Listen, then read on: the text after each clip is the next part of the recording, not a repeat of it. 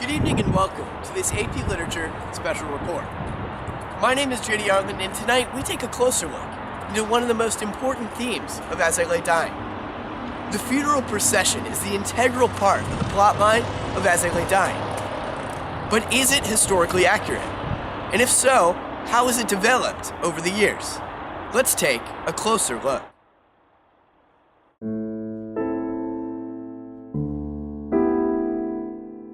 The emotions, preparations, and execution of the funeral procession of Addie Bundren is talked about from the first page of the novel to its last line.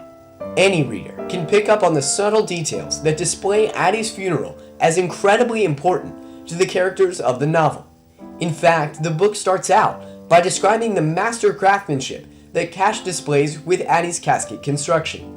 Darrell describes it as perfect, saying that Addie Bundren could not want a better box to lie in. Later, it's revealed that the loyalty that this family has to Addie is much deeper than just the construction of a simple box. The family is willing to make a trek all the way across an unpaved, untamed state to bury Addie in her hometown. In current times, this doesn't seem like a major deal. People travel entire countries in a matter of hours, flying across state lines in minutes. But on page 89, we see the true effects of a technology-deprived South take its toll. It's revealed that the journey will take them a full 7 days on the road alone, sacrificing work and wages for long periods of time, when they don't really have much of that to spare. Lastly, Faulkner really hammers in his idea of the intense care and personalization taken in Addie's funeral with a metaphor. With Darrell as the narrator, the path ahead is referred to as a, quote, spoke, to which Addie Bundren is the wheel. With this metaphor, Darrell compares the road ahead to being merely a part in the whole of caring for Addie's last wish. This procession is inconvenient.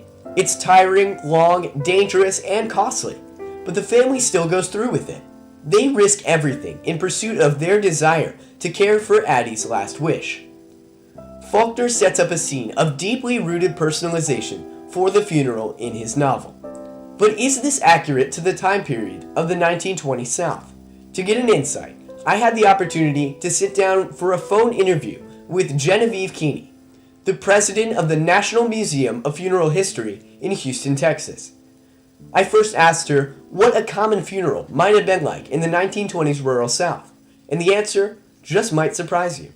Obviously, they would have been conducted in the home. A lot of the funerals were where the deceased was prepared in their room, laid out in the gathering room or the parlor portion of the room of the home where people would come. And back then they traditionally called it a wake, and people would come through and pay their last respects. This is exactly like the novel. Addie was prepared in her home, where friends, family, and even past lovers came to pay their final respects. But what about Cash's construction of the casket in his own personal workshop? So most caskets were constructed, back then they were in livery stables or furniture makers, or in a small, casket, like garage or a little casket factory. Again, spot on. Cash, a carpenter, constructed Addie's casket himself.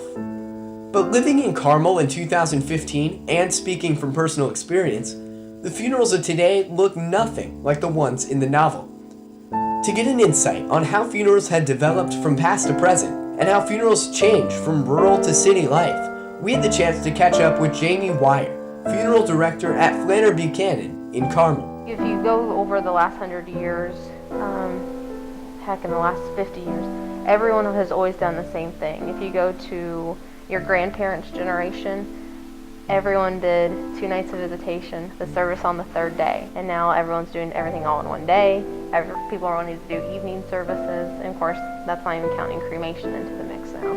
I was a funeral director and embalmer in my hometown, being in Kokomo. So in Kokomo, there's much more of that small town mentality, where pretty much everyone did the exact same thing. But here, being in the city, you do have a lot of differences. People like to do much more personalization. Funerals have changed in countless ways over the years due to technology, transportation, and body preservation. Mrs. Keeney had the example of how one funeral symbol has changed its purpose over the years.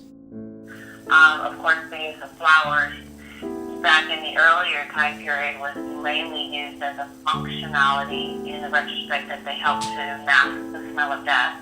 Nowadays, we don't use flowers for that purpose. But no matter how much changes aesthetically, it seems like the root of a funeral remains to be personalization and honor of the deceased. We asked both of our interview subjects perhaps the most important question of all. Are funerals, and is the funeral profession still the same at its root that it was 100 years ago? Yes, the purpose of a funeral has not changed. The purpose of the root it's still the same. It's all in how we come together to celebrate a life that was lived. Absolutely, without a doubt.